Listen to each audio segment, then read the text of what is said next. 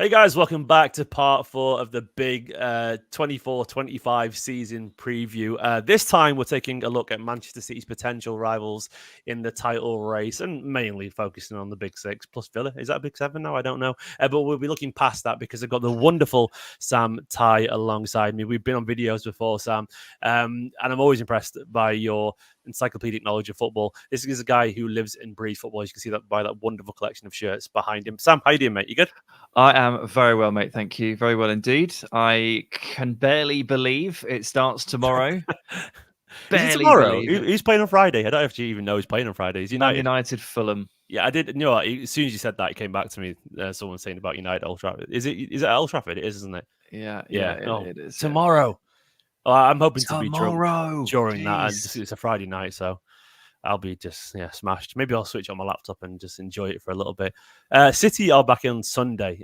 We've already played, of course, against United, the Community Shield. I should have probably done this last week, but I think it starts now. It starts in earnest now at the very least. And Sam today is going to go with me through the squads and the summers and the expectations, ideally, of Arsenal, Spurs, Liverpool, Chelsea, United, and Aston Villa in a little bit more detail. And of course, we'll have a little look around the rest of the league, but I'm going to focus there.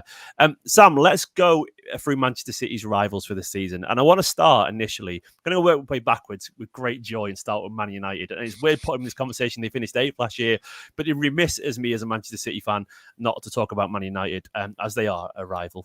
They caused beat us in the FA Cup. We got revenge in the Community Shield. I'm expecting a very interesting year for them. I'll bring up their squad before we get on to talking about him. So far, of course, in signings, they've signed Zirkzee, they've signed Mazraoui, mispronounced that. Delict as well has come in. Who else have they signed? Yoro. Sorry? Lenny Yoro. Lenny Yoro. He's not even on my graphic. Oh my God. I'll edit that afterwards. He's injured for the next 3 months, so I'm sure that's why you left him out. No, and I'll add him during the chat here. What have you made of Man United summer? And obviously 8th last season is the context. They won the FA Cup, fair play. They beat us in that final. What have you made of United summer, and what are you expecting from this year? Because it feels like to me this was a reprieve for Ten Hag after a very disappointing campaign. The FA Cup almost certainly saved them. I feel it's hard, not unfair to suggest that. But yeah, what have you made of United summer? Well, I add Yoro to this graphic.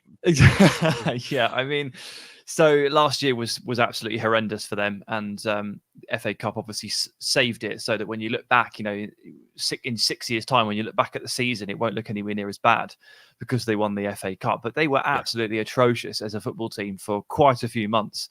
Perplexing to see them play so poorly, for a collection of quality individuals play so badly together. Yeah. And we're all sat there like playing, on the Who Scored podcast that I did last year. We have sat there every week playing Man United shots conceded bingo. Who can hit the nail on the head? How many shots? Sure you're not a City fan, mate? That's a very City fan thing to do, and I massively appreciate that. And of course, everyone's guessing at a range of about 21 to 27. You just doesn't take a genius to figure out that if you're conceding 20 plus shots a game, then you are in serious trouble. And Andre Onana was working overtime in that goal. There were some games that towards the end of last season I remember watching, the Luton game away from home. It was just absolutely ridiculous helter-skelter games. And one of the hallmarks of these very, very strong teams that we're going to be talking about today is that they can control the game in a way that they say fit. With or without the ball, tempo high or tempo low, they find a way to control the game of football. And that's what Man United failed to do last year. So what evidence do we have that that's going to change? To be honest, very little. I think towards the end of last season, last 3 or 4 games, there was a bit of a shift. And I think we saw it. We saw it in the FA Cup final when Man United weren't quite as reckless. Close the space between the lines a little bit more. Just played a bit more cautiously. But begs the question, why on earth they did not do that for the preceding 3 months when they were just a damaged team with no real.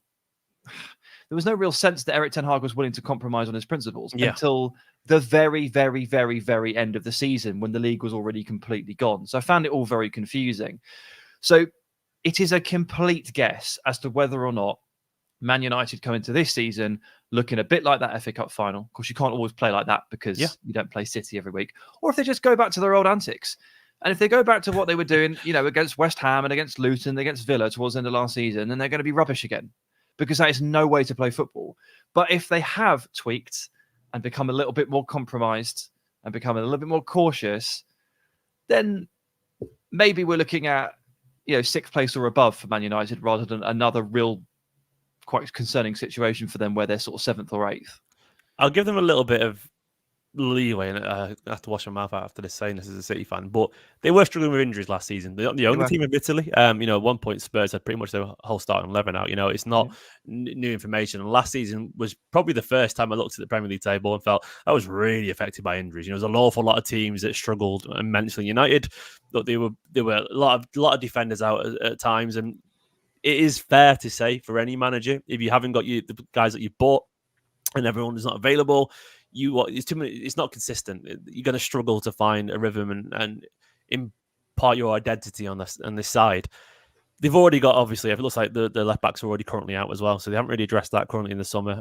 But they have bought some players in. So I'd say Mazraoui can play left back. Okay. He's done that a fair bit. He does it for Morocco because Hakimi plays I was going to say right back. He doesn't play right back, does he? He plays right flank. Normally. He just does all of that up and down, and Mazraoui has to play on the left. So we've seen a couple of occasions, more than a couple, that Mazraoui can cover there. And we know that Dalot can cover over there as well. So they've got players for it, but they don't appear to have any fit left footers there. Yeah. Obviously, Community Shield, Lisandro Martinez off the ball, left back, on the ball, roaming all sorts of places. So maybe that's Ten Hag's plan. He knows that he doesn't have a left back to start the season, and so he's not going to make anyone play left back. Whoever ends up playing over there is going to end up in midfield, a bit like when Cancelo would play left back and not really play there at all. Yeah. So maybe that's the plan. I don't know. We'll see. Back Anthony, hey? Anthony back at left back. See how that goes. Anthony back at left back. Yeah, I mean, it's unlikely. I mean, what have you actually made of the profile of the signings? I mean, De Ligt, of course, we all know the quality there. Yoro comes with high expectations, very young still. It's a massive step up to play for Man United at Old Trafford in the Premier League with the expectation this club has got. Of course, they don't want to be 8th. They don't want to be 6th. They want to be challenging for the title. They're a way away from that, it feels like, but it's a massive signing. A lot of money spent on him. Of course, Xerxes, still, there's a lot of young players that I would, they've got, well, Euro in particular and Xerxes have got a lot, a lot to prove, arguably. Mazraoui, obviously a lot more experience still. What have you made of the transfer window? Yeah, so I'm kind of torn here because I think you can spin this both ways. From one perspective, it really feels like they have put an emphasis on youth. And let's be honest, over the last 5 years, there have been way too many patch jobs for Manchester United. Way too many, well, let's just put a 32-year-old in there. That'll fix it. And then just see how we go in a year. Now they're looking at a much younger age bracket. But at the same time, you can't shake the feeling that they're just signing Dutch players. And they're just... and like, it's a mystery. It's a real mystery. So Mazraoui and De Ligt... Poirot in to work this out, you know what I mean? Mazraoui and De Ligt are former Ajax players number 4 and 5. That Erik Ten Hag has signed for Manchester United. And Xerxes Dutch. So it depends on how you feel, Stephen, as to how you want to spin it. I will say this. Mazraoui is a good player, but he's super injury prone. So I'd never expect to see more than 5 games of him before he ducks out somewhere else. Suits United then. Yeah, yes, according to last season. Yoro, I'm very excited by, and I'm actually very pleased that they went one step further and actually signed another player, because you'd hate for him to be just chucked in and been like, off you go, mate, figure it out, because that's not a nice way to help players reach their potential. Signing De Ligt to play and for him to teach Yoro a lot, for Lisandro Martinez to teach Yoro. I actually like how they've handled the centre-back situation. Yeah, I agree. I will just say on De Ligt, though, I think for those of you that haven't necessarily seen that much of him, he's a good player, but he's a bit slow. And he is built big. He's a big man. There's no guarantee here, is there? There's no guarantee. I think people are getting a bit carried away by his name as opposed to his ability. He's very good, don't get me wrong, but I don't think it's a guarantee. I don't think I just think he stands out a little bit for the wrong reasons. If you look at the cast of Premier League centre-backs now at the very top level, so if you're looking at let's start with the City guys. Obviously, all of them are super athletic, right? Yeah. Just absolutely ridiculous levels of size, speed, and strength. and athleticism, all of them. And it's obviously a trait or a set of traits that Pep Guardiola and the team have prioritised. Then you go to Arsenal and you've got the same thing. Gabriel and Saliba and Calafiori, like they're absolutely ridiculous specimens. You go to Liverpool and you have Virgil van Dijk and you have Ibrahima Konate. These are all like really athletic. Like they are brilliant. And De Ligt is not like this. Like he has the size and he has the power, and his box defending is really good. His set piece presence is really good. So for those reasons, he stacks up in the league. But he's slow. Like he's notably slow compared to the others, and so he's just not quite that perfect physical profile that the top teams are targeting over and over again here. And there is a big price gap between Saliba and De Ligt, and that's why. And you're seeing it. De Ligt was 40 million. Saliba would be 100. And that's the thing you come back to. And I'm not trying to put my Man City cap on here, but you do feel, well, Bayern quite happy to let him go for, a very reasonable price. Look, he's a good player, don't get me wrong. He could work wonderfully under Ten Hag. He's played his best football under Ten Hag, arguably. Often playing alongside Martinez, a guy who's once again schooled in a very similar style of football. It could work. Euro athletic, got a decent turn of pace. Martinez nippy as well, not lightning quick, but still, it could work. It could compromise. Not compromise. Compliment. That's the word. The exact opposite. Not technically. I don't know. Either way, not for dictionary corner. They could complement each other quite nicely. And look, Ruben Diaz isn't electric. He isn't, and he's done pretty well. He's not slow, I would say. He's alert. Is probably the way I describe Ruben Diaz as opposed to lightning quick. But it wouldn't be the first time a slow defender succeeded in the Premier League. It can happen. Someone mentioned Botman in the chat. Look, I would argue Botman, once again, is not a Premier League winning level centre-back. So that would be the counter to that point. So as true as you are to say that in the chat, that's the argument against itself. He's a Newcastle centre-back. There's some really good centre-backs who are not lightning fast. But the top teams are looking to tick all those boxes. And De Ligt doesn't tick every single one in the way like Gabriel, Virgil, Saliba, even like Ake. Like Ake is just like, and Vardiol, these guys, they all do. So there's just a couple of things that it's being nitpicky. I've accepted all summer as I have talked about this transfer that I am being nitpicky on De Ligt. I am. You have to when United are though. You have to.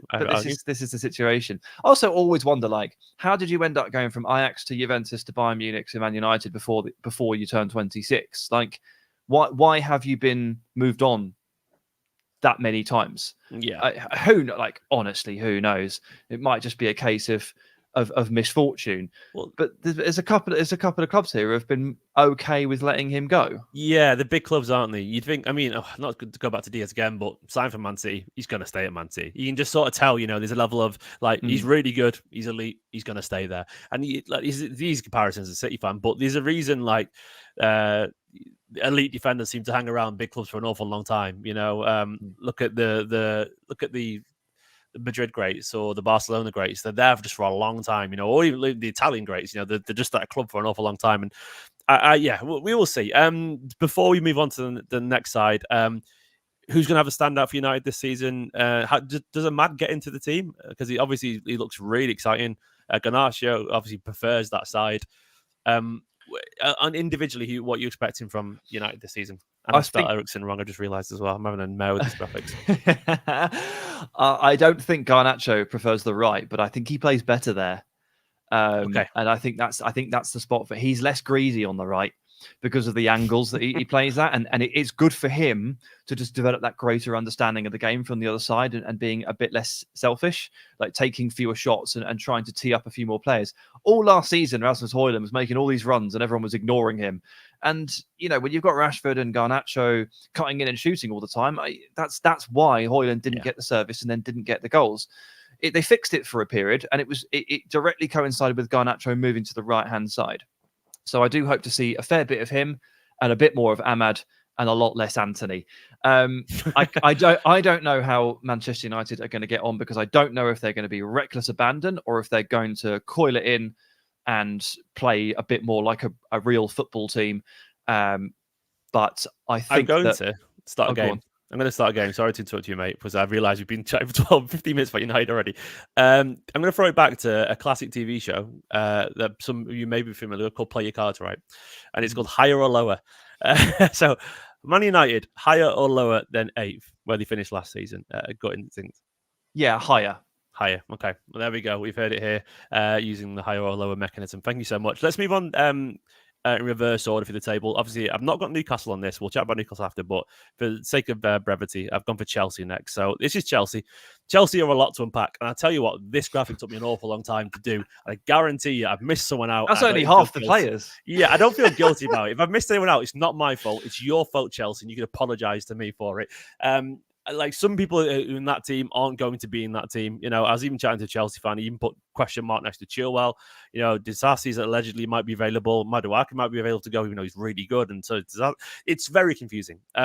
Obviously, we can't really talk about Chelsea without addressing the elephant in the room, which is Chelsea, just being Chelsea. It's been such a weird few years. I saw a really interesting stat about like their 35th most recent signing. It was like 2 years ago for Liverpool. It'd be Joe Gomez in 2015 or something like that. That sort of shows you the absurdness that Chelsea are operating under right now. Yes. What have you made of the Chelseaness? I don't know how to put it into words. It's chaos. Look at all of those names on that sheet and look at how many of them have all arrived within the last 2 years. It is the vast majority of those players. I'm skimming through, and if you basically got Chilwell, Colwill, and Reece James, Sterling. And Chukwuemeka, I think, and Bettinelli, who's third choice goalkeeper. Yeah, I think that's it. Everybody else has arrived in the last 2 years. They're all recent anyway, other than those guys. Even those guys are like 3 years ago or whatever, 3 or 4 years ago. Well, Sterling in particular. It's crazy, isn't it? It's remarkable. I am not shy in saying that I absolutely hate what they're doing. Yeah, and I know that that's not a particularly hot take, because I know a lot of Chelsea fans who are pretty damn sick of watching what their club has been doing, and they're not happy with the fact that they want to. I think it's a scattergun approach to the market. They're willing to take 4 shots at about 12 to 15 million pounds, and if one of them works out, they'll call it a job well done. In order to fund that, they find an academy player to sell, and you've got to be careful with this stuff, because I just talked about how all but 5 of these players on this screen have been at the club only 2 years or less. You are removing that really important connection from the pitch, the terraces, by selling all of those players. And like the way they've treated Conor Gallagher and the way they've treated Trevor Chalobah this summer has really, really rankled people. Yeah. And it's no different to how they've treated other academy prospects in the last couple of years in order to fund this absolute transfer addiction. And yes, they might say that they want to become the world's biggest football human capital resource, whatever. Yes, they might say that they want to have the best scouting network in the history of football and have the finger on the pulse of every South American talent. Sure, but just around the corner from your stadium is a place called Cobham, and they've had a habit of churning out some pretty amazing footballers over the last 10 years, and you should probably look at them a little bit more often as well. So it's not even without credit either, by the way. Sorry to interrupt you. It's not like there's not a sufficient proof. It's not like pipe dream to go, these players are really good. They're literally playing international football, playing in Champions Leagues, winning Champions Leagues at certain points. There is so much evidence to suggest that it works perfectly good. It's not like everyone's going, just play the young lads, and no one's proved it, but it works. It clearly, evidentially does by every single metric, Yeah. I don't get it at all. Like they're gonna hit on Esteval, the Brazilian guy they've signed from Palmeiras, who hasn't come yet. He's going to be a hit because he's going to be amazing. They're going to hit on Kendry Paez because he's amazing. When do they join? Next year, late 2029. I don't know when they're allowed to, because they're so young. They're not allowed to join yet. The rest of them, like Angelo, like David Washington, those guys, I just don't like. I don't know why. I don't know why they do it, but that's what they've decided to do. They have an enormous front office structure of scouts and decision makers. They've co-directors of football. They have a whole system, and they're sticking to it. And we'll see. We'll see if it works. But my inkling is it doesn't work. I'm already thinking it doesn't. And putting guys like Mudryk on 8-year deals doesn't seem like a good idea to me. So there you go. And look, moving on to this season, Enzo Maresca, poor bloke. Won't have a say in any of this. Will get what he's given. He got his Dewsbury Hall. Sure he's happy with that. That's true. Yeah. That's true. Yeah. Chelsea fans delighted with that. Lost Gallagher, signed to Dewsbury Hall. They're like, He's a good player, but come on. Of course, he's a good player. He was one of the best in the Championship last season. But it's just like, if you're going to move on Gallagher, like, you know, and you're gonna have the fans accept it, you're gonna have to do a bit better than Keane and Dewsbury Hall. Yeah. So that's where we are. And pre-season, I've seen bits of it. They've made some really silly errors at the back. They've done some really silly things. Are you citing a lack of chemistry by any chance? I'm suggesting that the coaching style, the rigid patterns of play, the inverting of fullbacks, it looks totally alien to a lot of these players, and it has resulted in quite a lot of gaffes, quite a lot of goals conceded, chances conceded. It's made them look really quite rickety. Yeah. And there's a little list in my head of teams who could really do with pre-season being 3 weeks longer, and Chelsea are on it. Yeah. They're not ready to play a game of football, I don't think. No, I agree. I mean, going back to the clusterfuck that is Chelsea's approach, and my issue is on a pure humanist level.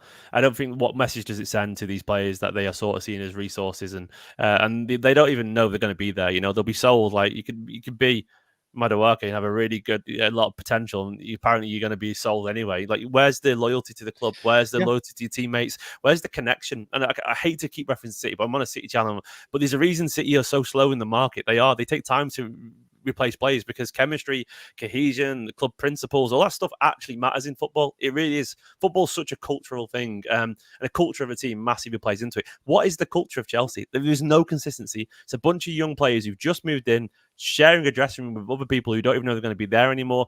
There's no way you can treat people as pieces of meat that willingly, that openly, and that, like, they say it out loud to everyone and expect a bunch of dedicated players who have any idea what's going on. I just don't think there's any logic to it at all. They are not treated like adults. They're treated like products. And I think there's a lot to be said for that. And I think it's a very, well, you know, they're going for the baseball approach, allegedly. I mean, come on. It's such a different world. And the sentiments, they absolutely clash, you know. Of course, yeah. I mean, they keep putting managers on long-term deals and then, you know, having to change direction. They're on their fourth manager, aren't they? Yeah. Over the course of 2 years. This is the same, by the way, Trevor Chalobah, let's go back to him quickly. He's now being, like, you know, being told to leave. Such a player. Being told to train, you know, outside of the first team environment. Didn't get taken on the preseason tour because they were like, we don't want you to be here anymore. They gave this same ownership gave him a massive long deal, not last November, the November before. So within their tenure, they took over that summer from Roman Abramovich, and within 6 months, they'd given Trev Chalobah presumably a 7-year deal, academy product. Here you go, you're the future. Yeah. A year and a half later, he's being told to train elsewhere and not being taken on the tour and told to find a new club. And for what? And that's the key question. And for what? So that this graphic on your screen can fill up with more names. And it's like, what's the point? What are they doing? So, you know, they're a very unenchanting club to follow at the moment and to take a look at. I like a lot of their players, to be honest with you. Like, I think Romeo Lavia is amazing. I think Caicedo is amazing. I like Badiashile more than most people. Yeah. You know, I'm looking forward to seeing Fofana's return. Neto is amazing if he can stay fit. Big if. And Kunku, we might finally get to see the best of him. There's quite a lot of players and names on that screen there that I'm quite excited to see. But, like, I'm feeling pretty disenchanted with the idea of watching Chelsea because, like, fundamentally, like you, I don't really agree with what they're doing. And it does impact you. Like, it changes the way you feel about a team, even if you don't support them. Absolutely. And of course, we can't ignore the fact that there's the constant ongoing negotiations with a certain brilliant striker at Napoli, you know, and that would obviously change things immensely if he came in. He's a brilliant player, and we'll see. We'll see how it goes. Higher or lower than sixth, or par? Lower. Lower. I think you're probably right, mate. I think it's going to be an awful lot for them to a lot for Maresca to do. He's such an experienced manager. I'm sure he's very good. Done good things at Leicester. Obviously, he's got that City link as well. I don't know. We'll go to Spurs next, who finished fifth last season under Big Ange. This is their much more approachable squad. They've had a few signings, of course. Great, particularly exciting one. Bergvall, Solanke for big money. They've got the very talented young Mikey Moore as well, who's been obviously turning heads a little bit in the squad part of it now. An interesting season last season. They finished fifth. There was times where they were top of the league, of course. They were flying at one point. Experience or lack of, I don't know, or injuries or whatever, but it changed a little bit. It was a bit injuries. I can't deny it. You know, they had a lot of bad fortune. Doesn't mean they would have finished top 4, but they had a very good chance. They were only 2 points off it. And obviously, the aim for them has to be top 4. When you think about the guarantees, you associate City and Arsenal, maybe Liverpool. But even that's not guaranteed this season for the reasons we'll get into. But that top 4 spot is absolutely there for the taking. Can this squad and can the changes they've made and experience, is it enough for them to finally make that leap? Yeah, tough one, isn't it? It is there for them. I think it's wide open for a cluster of clubs here to step into that 4th spot, definitely. But Spurs, they benefited last year, didn't they, by not having those midweek slots. Yeah. And this year they will have to contend with that. And you can tell from the way they've been moving in the market that they're very cognizant of that. Like the forward line, you look at the amount of attacking options they have right there, and they're still being legitimately linked, and there is legitimate interest in Simon Adingra from Brighton. So they're not actually done here in terms of maybe beefing up the squad. Okay. They don't want Lo Celso anymore. I doubt they want Skip, but they're working on. And Emerson Royale's left. He's gone to AC Milan. I apologise for the graphic once again. This is I did this one 5 minutes before we went live. I'll update that. I swear I googled it. I didn't know it'd been done. He's spent 2 months baying for the move, and he's finally got it. I think we were genuinely 2 weeks away from a Peter Odemwingie situation. That was 2 days ago, wasn't it? Yeah. Okay. I'll update that. So when I download this eventually and upload it later on, I can just make sure these mistakes never happened. Well, there you go. Perfect. That's ideal. But it's a good team, and like they play some awesome football. I would say though that there was a disconnect in the way people spoke about Man United versus how they spoke about Spurs last year. And I was part of that. I only really realised it after the season. I criticised Man United for playing basketball games of football and helter-skelter matches. But I didn't really criticise Spurs for doing what was roughly the same thing. Like, they attack really quickly and really directly, and they never hold the ball in the attacking third. And they just go for it, and then they have a shot and see what happens. And then they're quite counter-attackable. And that's what Man United did. That's how they conceded so many shots. And that is also the same reason that Tottenham conceded quite a few goals, or maybe just more accurately, didn't keep very many clean sheets. You've got Romero and Van der Ven, like the amount of last man tackles and last man blocks and goal line clearances that Opta ended up crediting them for. It's pretty high. Yeah. And this is all symptomatic of a similar helter-skelter style. Now, I don't expect Ange to change a thing. But the question is the same for Man United. Is that sustainable enough? Is it secure enough to actually edge out the others and be a consistent winning force? First 10 games of last season suggested it was, but seasons are long and injuries happen. So we'll have to see. They need Maddison to be better. They need Son to be a bit better. Kulusevski's had a good preseason. Like, Bentancur should be fit again, fully fit again. Yeah, Romero and Van der Ven, excellent. Udogie and Porro, excellent. They've got all the ingredients for sure. I'm just gonna quickly add. I've messed up the graphic there a little bit. Add Graham Bentancur back onto the team, and I've accidentally got rid of Spence instead of Royale. Oh god, this is tired life. This is rushing around and not producing a bunch of graphics. I sorry, I got lost a little bit there because I was too busy trying to update this thing. But there is good players there. How do you think Solanke will get on? Obviously, a big money signing there. They've not really played. Richarlison, of course, played through the middle for a lot last season, but I think it's fair to say they hadn't really placed Harry Kane. Solanke, I was actually watching all his goals back the other day, coincidentally, enjoying his celebrations and all that kind of stuff. And the variety of his goals last season were really good. Proper big number 9 stuff. Finally fulfilling his potential that I remember first seeing a long time ago in the FA Youth Cup final when he was scoring for Chelsea, looking really impressive alongside Abraham and people like that. He's stepped up big time. He's got his big money move. Absolutely established now as a Premier League player. Off the back of 21 goals, I think it was last season for Bournemouth. 19 in the league. So, yeah. I think it was 21 in all comps, I reckon. But either way, a really good season. This is his big shot. Is he the man to get the goals for Spurs this season? Do you think he's going to kick on? Because obviously we've seen so many people do that, and it's such a hard leap, isn't it? I don't blame Bournemouth for, ultimately what they believe is selling high. I know there's a release clause involved, but obviously they've allowed a structure that has kind of worked a little bit more in Spurs' favour. So if he's going to go, he's going to go. I think Bournemouth will feel that they've sold high on Solanke. This is by far, by an absolute distance, the best season he has ever put together in senior football. Yeah. But I think Spurs should be quietly quite happy with this one. I've seen a few people go, "Oh, that's way too much money," and to those people, I say, "Did you watch Solanke last year? Like, he's really good. He's been really good for several years, And if he's now put that finishing touch back into his game, then we're all in trouble, aren't we? He, at youth level, did absolutely nothing except put the ball in the back of the net. And by that, I mean the Chelsea youth team was so good that he didn't need to get involved. He didn't need to do anything. Like, he just needed to be in the box and put it in the back of the net. He was good at it back then. He was really good at it. And then he made the step into senior football, Liverpool, and then over to Bournemouth. The goals just disappeared. But the hold-up play, the physique, the channel running, the smarts, the link-up play, it all just got so much better. And then he added the goals back on top. So now he's the complete forward. And he's quicker than, your Kane or Lewandowski type figure. So there's serious ingredients here now for Solanke as he finally puts it all together. Yeah. And playing on the end of this attack, like, he's going to get tons of chances, and I think he's probably going to score loads of goals. Yeah, no, I think you're right. I mean, I can't remember who it was against, but I remember the goal last season where he did a little sort of half turn. He did a little chop and went past a couple of defenders and put it in the bottom corner.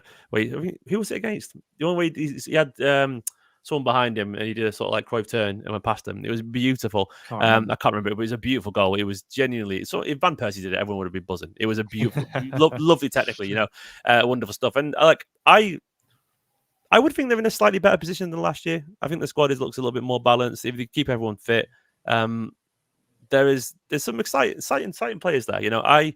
I'm going to say personally, I think they'll finish higher than 5th. I think they'll get 4th. What do you reckon? I think they're going to finish 5th again. 5th again. Okay. Yeah. All right then. We will see how they get on. Let's go to last season's surprise, maybe not surprise, Aston Villa. We'll see what graphics, what players have got wrong on this graphic. Here we go. Aston Villa under Unai Emery, of course, finished 4th last season. They probably helped City win the league, beating Arsenal. Thank you so much, Aston Villa. They've had a busy summer as well. Some of these players probably won't be here, but I went through a list online and got them all in. Big signings that stand out immediately, of course. Onana, club record signing. Ian Maatsen, really exciting.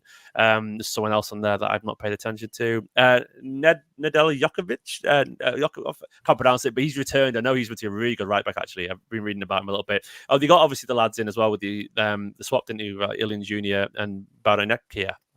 Baranechea. That's the one. That's exactly what I said, obviously. It's a stacked squad. There's quality there. What do you make of Aston Villa's summer?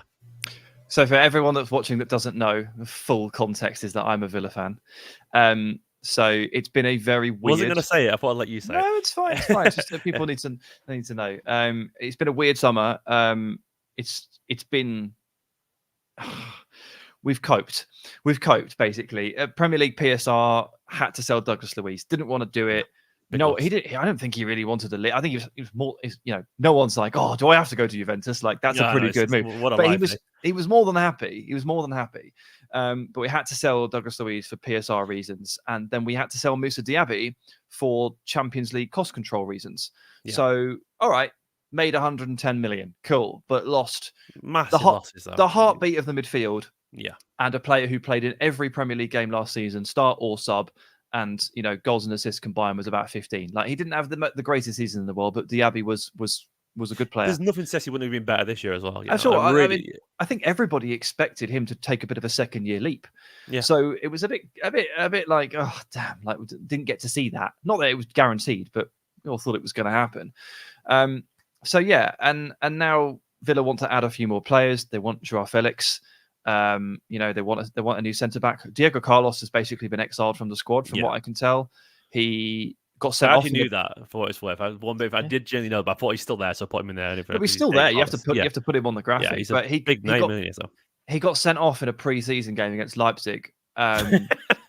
And literally ruins the entire, you only get a finite number of minutes in pre-season to plan. Yeah. And he got sent off in the 50th minute or something. And Emery was so angry with him for ruining the entire thing from a tactical perspective, from a conditioning perspective. What use is it for either of those two teams to play with or against 10 men? I would have just said, if you could do it, I'd be like, can we just bring another guy on because he's an idiot? Because you think that both teams there's nothing to gain, is there, for either of them? How does that help Leipzig playing against 10 men? It just doesn't. It doesn't. Anyway, it doesn't matter. But anyway, he got left at home for the final preseason game happened in Dortmund. Villa flew out and Carlos was left at home. So I think he's out. Fulham have bid for him. I think he's out. And Villa will need to do something at centre back if that happens. But there's a few players here: Dendoncker, Carlos, one of Luca Dean or Moreno. They're going to end up going. Archer's going to leave on loan. They're going to go, and that might clear out a bit of room for a bit more. Villa are now a much deeper squad than they were last year, where they were perilously close to the line. Yeah. But I think this is a weaker first 11 than we saw in April. So there's a yin and yang to it. Better depth, better prepared for a long season. But right now, it's a weaker team.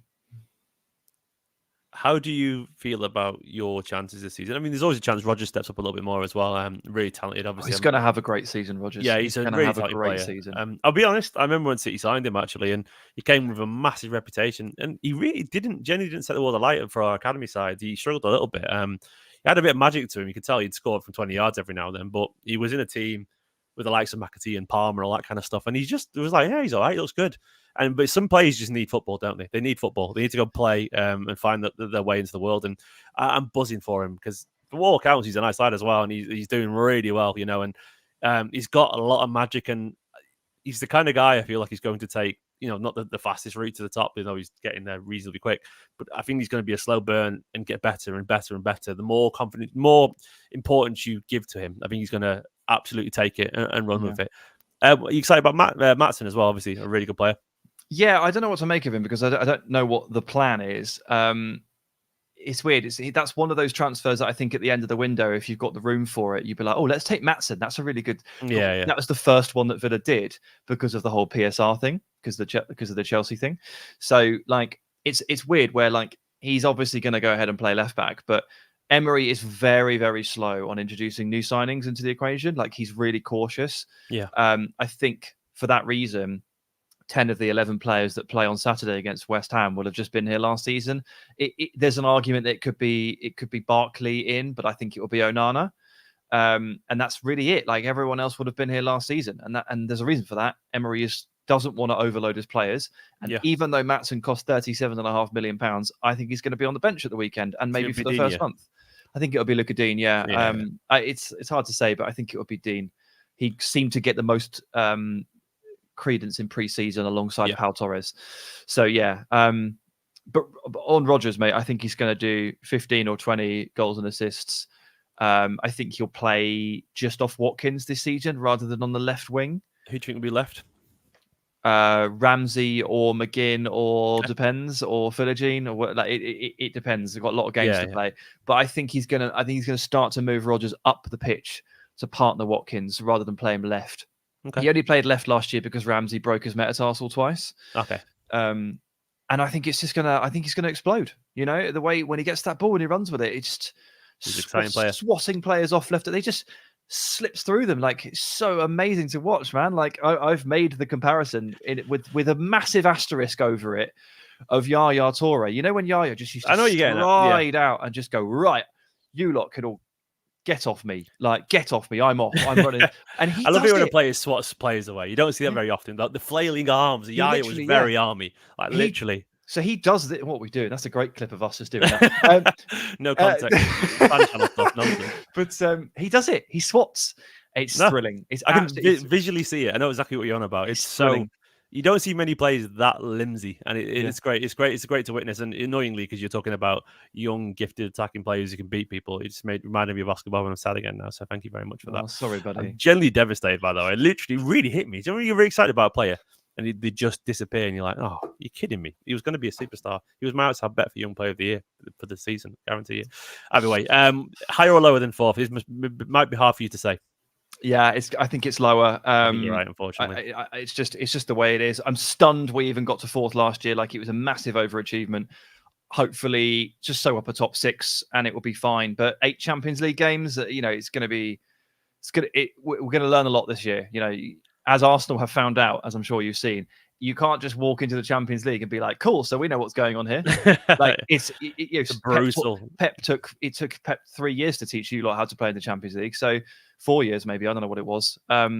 Mancini never got out of the qualifying group stages. It's so not hard. easy. It's not easy. So I think 6th, and while that's obviously 2 places down,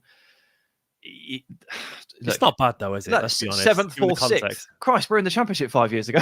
It's great. It's brilliant, and you've established yourself. And obviously, the mitigating circumstances, selling Louise and Diaby. You know, like if you had them as well in this squad, you'd be like, oh god, things look really exciting, don't they? Let's go on to Liverpool. This is weird. Liverpool. Arne Slot, no Jurgen Klopp. I mean, that's easily the biggest change that you would consider. I don't think they've signed anyone, have they yet? Nope, no one. No signings whatsoever. They've got the horrible looming potential exits. Well, not exits, just lack of contracts for Van Dijk, Trent, and Salah, right? Correct. All three. Jesus, they're arguably alongside Alisson. Well, they are their best players. It's an astonishing place to go into. And I can't help but feel if I was a Liverpool fan, I'd be very concerned by that, because I don't think it's a coincidence that all those players haven't signed contracts with Jurgen Klopp moved on. I may be wrong, but I feel like Arne Slot's got a lot to do this year to keep a lot of very good players there. And no signings so far. They've still got the issue potentially at number 6. I know Endo came in last season, did a pretty decent job, finished 3rd, which is not a bad season at all, not where they want to be. But they've still got that question mark answered. McAllister's played a bit there, you know. Pacetic might be going on loan, apparently. I don't know, which is, I think he's a really good player. We'll see. The emergence of Conor Bradley and Quanta last season, obviously a massive upswing for them. Elliott maybe could do better. But what's this season going to look like, in your opinion, for Liverpool? Because it's a new era. The football's slightly different, from what I can tell. Curtis Jones was talking about it being more pep-based, so to speak. What do you reckon? Yeah, sorry to keep saying they're a huge question mark, and I don't know, and it could go either way, because you're right, though. You know, I'm not purposefully sitting on this very comfy fence, but like, it's hard because I'm not going to sit here and tell you that I was out there watching fucking slot ball every week last season for Feyenoord, like, because I absolutely wasn't. No one was. So I'm not going to sit here and pretend that I know the ins and outs of his system. I didn't get to watch very much of them in pre-season. I did see Harvey Elliott absolutely charming his way into that 11 by saying the most effusively wonderful things about Arne Slot's wonderful Dutch possession football. He's a very smart man, isn't he? Please pick me, boss. I love it. And it's exactly what I would do. Did I mention other bald people as well at the same time? He knows what he's doing. He's playing the game. He's a very smart man. He's also very good, so he probably will just play a lot, because Harvey Elliott these days is on the cusp of something. But it's just, the whole thing's very weird. The post-Klopp era, the post-Klopp season is undeniably going to be very difficult. Replacing a figurehead like that, you know, a cultural figurehead, is going to be very difficult. Yeah. You'd like to be able to brand this the new era, new style, new era, but you can't really do that when you have those 3 massive contractual question marks hanging over the key players in the squad. Arguably, the new era is next season, if they've all gone. That's an actual new era. So they're in limbo right now, aren't they? They're proper stuck. Yeah, they're really stuck in limbo, stuck between phases, stuck between whatever. And we know how toxic that can get, by the way, things go badly. Like, it can get overwhelmingly negative and panicky if you have a bad start to the season, and then everyone's going, "Oh, these guys will be going," and it could be terrifying. It's difficult, and you know, they've not really been very active in the market in terms of trying to get players in. They tried to get, you know, Martin Zubimendi, and he ended up declining them. Yeah. That happening publicly wasn't great. I think it would be overblown, but I've already seen Liverpool fans who, you know, have spent all summer getting a bit tetchy about no signings. They've started, you know, talking about Richard Hughes, who's obviously joined the front office in terms of like director of football and stuff. I don't know his exact title, but he's come from Bournemouth to Liverpool. And people are saying, this ain't Bournemouth, mate. You know, it's different here. And it's like, well, I don't think he did anything wrong with Zubimendi. It's just he didn't, in the end, it's hard to get a Basque player out of the Basque country. Episode 54 of that particular TV series. And I also applaud Liverpool for not just signing players for the sake of signing players. Like, and I agree with that as well. We're dealing with a generation of football fans to a point here, and I always reference my nephew here, who's 19. Last year, he's a United fan. He just turned around to me and said, "I just want us to make a signing." And I said, "Oh, right, what position do you want? What kind of player do you want?" He goes, "I don't care. I just want a signing." And I was like, "Mate, the amount of tweets I get like that every single day. Like what?" And so I understand why people are getting jittery, because this is often how these people are kind of wired nowadays. Is a league table now as well. You have the season, and then you're judged on signings as well. Like, at least it's how it works. I've noticed it, and obviously I make football content for a living, and you talk about transfers every day as well on Sky, whatever. So we know how it works. The frustrating thing for a lot of City fans, for example, is that we are very slow to react intentionally. It's intentionally, and Liverpool are obviously trying to be cautious, and I sort of admire that. But at the same time, I understand why Liverpool fans would be like, we have got some holes in that team that do need fixing. There's a lot of players on that screen there, and there's a lot of quality for what it's worth. Absolutely. You don't look at any one position there and think, God, they're desperately short there. The only one is they could really do with a top quality number 6. What we do know from preseason is that Endo has not really got on with the role. And that's not a surprise because it's now so much of a possession-based system rather than a sort of more hectic, heavy metal style, whatever you want to call it. Endo is not that kind of number 6. He's not that facilitating possession number 6. He's more of that destroyer type. So he's not really thriving there. Bajcetic has been really injured and so needs to probably go out and play football at a different level, which probably puts you back in the Alexis McAllister deepest point camp, which they were trying to move away from, but that's probably where they're going to end up on the short term. But if you can't find anyone better than Alexis McAllister at 6, then don't sign anyone for the sake of signing someone. Like that's a mistake that ends up haunting your wage bill and actually precludes you from signing new players in the future because you're paying for the last mistake. It never works. Like, I understand Arne Slot saying, I want to assess my team. And I understand Liverpool only wanting quality. However, when you see Virgil van Dijk say publicly, I think we should make a few signings. I'm expecting a few signings. That's when you start going, oh God, are we like auditioning to Van Dijk here? Like, if we don't start well, if we don't have a good 6 months, if we don't make the right moves, it's Virgil. Are we on notice here? Is he going to say, well, I'm not going to commit? And that's when it starts to go. It's genuinely happening. You can see it. God. It's definitely happening. And you've got like Trent and going on holiday with Bellingham and stuff like that. And Carvajal's 33 now. And you're like, come on. Real Madrid, I'd be amazed if he's not at Real Madrid in a year. I really would be. Did you watch him last night? Oh, I didn't know. I didn't. God, that's so good. I saw the squad. I saw the graphic going around. I didn't watch him. What was I doing last night? I was doing more videos actually. I was doing my actually reacting to Oscar Bob's death. Rest in peace. He's not dead, obviously. Just it feels like he is. But I didn't see the game. But I saw this squad and I was like, fuck me, man. The Galacticos is back, isn't it? It absolutely is. So good, and they're going to get, I guarantee you, they'll bloody get Alphonso Davies on a free, and they'll get bloody Alexander Arnold on a free. I don't know if they will do, but it feels like the most Real Madrid thing in the world. And they're like, oh yeah, we just replaced our incredible all-time of a right back with Trent Alexander-Arnold on a free transfer. And then they're like, oh, Villa Mendy's been great, and obviously the legacy of Marcelo. And then we got Alphonso Davies on the free. Bloody hate him. But back to Liverpool, mate. Higher or lower than third? No, I'm going to go third again. I'm going to go par. Like a lot of this debate that we have here, you always need to bring it back to squad quality because my rule in football is more often than not the team with the best players wins the game. Mm-hmm. And obviously managers can have an impact. Subs have an impact. Like there are things that affect these teams. But more often than not, the team with the best players wins. That's just how it works.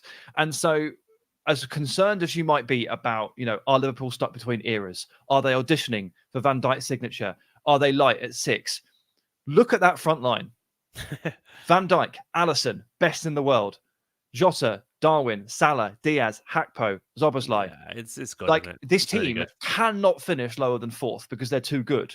I agree. And I think they'll finish 3rd. Robertson, Trent, and then even then I put Gomez in there, but it could easily be Quansah, who's been brilliant, or Konate, and you got Conor Bradley, who's an insane emergence, one of the most reliable backup left backs in Tsimikas. It's a really solid side, and I think Elliott is I really think Curtis Jones is gonna really kick on this year. I think he's gonna suit this football massively, and I think Elliott is as well. I think they're gonna have great seasons, those two. So I feel like, I'd probably say par as well, actually.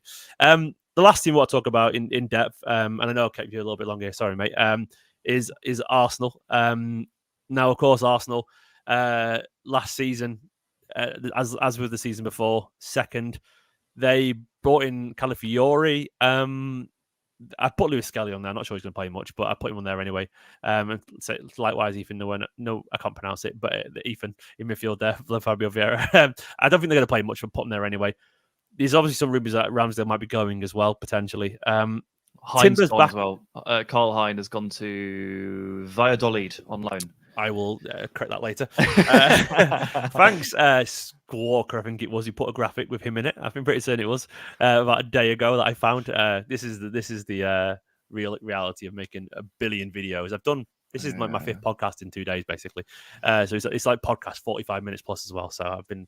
Do you know I was just knackered yourself out there before the new season starts. Brilliant. I was stuff. editing this graphic with my son asleep alongside me in bed. So he stirred after an hour, mid nap because he's only 1.5. I put him down next to me in the dark editing this. This is genuinely the life of a first time parent. So anyway, there's the squad. Ignore Hine, easily done. Technically, they are better. Timber's back, Timber's back after a massive injury, a quality player. Don't know what he'll probably be. He can play anywhere across that back line. Calafiori looks a really exciting signing. You can't ignore the fact that, Rice will be better for a second year, you would argue. Havertz came into form towards the end of last season, scored a few goals. Still haven't got the number 9, arguably, that you'd want for a potential title winning side. But he's Jesus is there. He's scored plenty before. What do you make of Arsenal? As in the current incarnation, and do you think they'll sign anyone else as well, by the way? Yeah, I think they'll probably sign a centre mid and try and knock Lewis Skelly or Ethan Nwaneri down the pecking order a bit, or maybe even Vieira. Like, who knows with Vieira? I personally think he could do with a loan away from the Emirates for a year. But it all depends on how many people you've got. They want to sign Mikel Merino, obviously, and that seems like it would be a really good shout, like a really, really good idea. But welcome to the jungle. You got to get a Basque player out of the Basque country. Is he Basque? Actually, I have no idea. Probably. So that might be difficult again. Real Sociedad have managed to keep one midfielder. Will they manage to keep the other? So I think they're also in a situation here where they know they don't just have to sign anybody. Like, if it's a really good player and a good opportunity, then go for it. If it elevates the squad, go for it. If it doesn't, don't worry, because again, just look at the team. Last year they got 89 points, which is a serious feat. Like, I know we've kind of normalized that over the last, half decade it's because very of City. impressive. It's seriously good. 84 the year before, 89. So on the current trajectory, they're on for 94 points and they're going to win the title. So hey, we'll see. Look, it's a great squad. It's a stingy as hell defense, which is now very, very deep. Calafiori and Timber adding a lot of flexibility and a lot of depth. I think Tierney will go as well, won't he? Probably. Tierney doesn't seem like he's part of the team. Kivior is probably next in line at left back. Yeah. I actually think he'll start the first game. I think they'll ease Calafiori in a little bit, and they'll stick with Kivior for a little bit. Zinchenko might end up moving back into kind of like a depth midfield role. Who knows? They also did a lot of what they did last season without Thomas Partey. And I thought that was just because they'd largely moved on from him and they didn't want to play him. But then he returned from injury right at the end of the season and he played those very important games. So clearly they're thinking that Partey and Jorginho are going to share this role. And with a full season of Thomas Partey, they'll be even better. I don't subscribe to the idea that they need that goal scorer. I don't subscribe to that at all. I think Havertz and Jesus is fine. The goals are coming from Saka and Martinelli and Trossard and Odegaard and Rice and everybody else. Yeah. And they scored the most from set pieces last season. Gabriel's an absolute genius in those situations. This is a dominant team. They will find goals. It's okay to share them around. I don't think them not signing a striker is going to stop them from being in title contention. A lot of people have been baying for it for a couple of years. I'm not in that camp. What about you? I mean, it's weird because obviously I've seen it up close where the times City have struggled, but even then, you'd argue we won the league anyway sometimes. It was when Jesus was our top striker. But we were a very different team to this Arsenal side, and I can't deny that. I don't see them dropping in terms of points. I think you're right. I think the goals will come. They're only going to match, if not improve, on 89 points, in my personal opinion. I think they're focused. I think Havertz, he's in a decent reign of form. I don't think he's going to score 30 goals, but I think he's going to score 15, 20, and I think that's enough. And Jesus will get 9, 10 off the bench and rotating as well. And then he's your 30-goal striker between the two of them. And I know that's not how you look at it, but it's enough, I reckon. So I think you're right. I think they'd be almost certain to have an argument to win the league if they had a world-class striker. They'd be like, well, there's no doubt whatsoever then. They're more than there. And hunger's a big part of it for them. And look, City have to go again to get 5 in a row. And that's so hard to do, And there's already injuries and we lost Alvarez. And I think Arsenal are a serious, serious threat. If you said higher than second, if they win the league this year, I would not be surprised because they are an absolute fear. And I don't think you can come that close 2 years in a row and not have insane desperation to win it for the third time, for the third year. What do you reckon? Are they going to come top this year? Yeah, higher. I think they're going to win the league, man. Sorry. I know. I don't know. I think I'm going to back my side, but my heart, like my head says, it could be difficult for this season. But I'll back my side. We've talked about I feel like I've read Arsenal quite well these last few years, and I've said second last couple of years, but held them back. I don't think they've been ready. But I for whatever reason I'm feeling that change in the tide. I have to admit that I am feeling it this year. We will see. We will see how it goes. We'll see. We will see. We will see. Should we look around the rest of the league very quickly before we wrap up this video? Is there anyone else you would like to talk about in particular? Well, there is a team. There is a team that is in my top 4 that we haven't talked about. I can't believe you put Crystal Palace there. What are you doing, mate? No, go on. Well, I think Newcastle are a serious the return of Newcastle. Yeah, to be honest, I was about to do them, but I ran out of time because I know they finished ahead of United and beat Chelsea, but I just ran out of time to do Newcastle. Yeah, I just think look, the injury argument, we've talked about it a lot over the course of the last hour. It has affected like Liverpool and Manchester United and Aston Villa and just about Tottenham, just about everybody very badly. Yeah. And Newcastle were right in there as well, right? They got really badly stung by injuries. And they were a team that just simply were not equipped to cope with not only the amount of injuries, but just the game load. So the way they play is so intense and the way they train is so intense. It's so high energy, high intensity. It's Eddie Howe is who he is. And they didn't really cope very well last season with how the cards fell. But they don't have any midweek football this year. Yeah. And they have the opportunity here to just approach 38 games of football, absolutely hell for leather, have a full week of training, and presumably avoid a fair few injuries that they had last year. I think maybe they weren't quite understanding the game calendar properly. Maybe they were just really unlucky. Yeah. But I'm pretty sure they brought a sub on at one point and he pulled his hamstring within 10 minutes and had to come back off again. And at that point, I was like, what is going on here? Anyway, don't worry about that this year. They've got Nick Pope back. They've got Bruno Guimaraes still there. Alex Isak is one of the top 3 strikers in this league. And I think with a full run up to each game, each weekend, they are a very, very scary prospect. And I think they're going to finish 4th. That's a bold shout, and I'll remember that. So fingers crossed. You're saying that you're right, not in a bad way. I remember it in terms of like, yeah, I'll give you the credit you deserve if you get that. That'd be a hell of a because there's a lot of like noise around him, obviously with the directors leaving, and I feel like I saw a few Newcastle fans feeling a bit down actually about the chances this season. So that would be a huge surprise. Of the new boys, by the way, who do you think is probably going to do the best? Ipswich, Leicester, Southampton. How do you? Obviously, Southampton. I know you did a lot with them as a club in general, so you obviously got a soft spot for them. But what do you reckon of their chances? Yeah, I mean, I'm feeling quite bullish on Ipswich. I'm not going to lie. I do quite like them. Kenna staying as well, obviously massive for them. Yeah, they've just kind of got that those ingredients you look for. You look for that plucky underdog. You look for who's your manager? It turns out to be it's a serious like Great British like hotshot young manager in Kieran McKenna. Great. Okay. What about your style? Well, actually, it's pretty aggressive, but it's also quite nicely reactive. So quite a nice blend of that plucky underdog. Okay, nice. What have you done? You've gone and signed, Amari Hutchinson, a nice difference maker. You've gone and taken a lot of the best championship talent and promoted it and said, let's have a go. I like that. I like the way that clubs do that. I think that works. And they've got this. It's not a unique tactical style, but it's a bit different. I think they'll be underestimated, and they've just kind of got that that potential to get enough points on the board early on so that actually they're all right. Whereas Leicester, like, undoubtedly a better team on paper, but aren't they going to get a 10-point deduction? And you can't have this conversation without really just referencing the fact that I expect they're relegated before they start to be relegated, mostly down to the fact that they're going to start on -10 or more. Like, they're in trouble. So Leicester, not good. Ipswich, plucky, underestimated. I like it. And then Saints, I can't separate heart from head. I like to believe that they can adjust enough and they can get through it, but it is going to be a big ask, and they probably need 4 more players.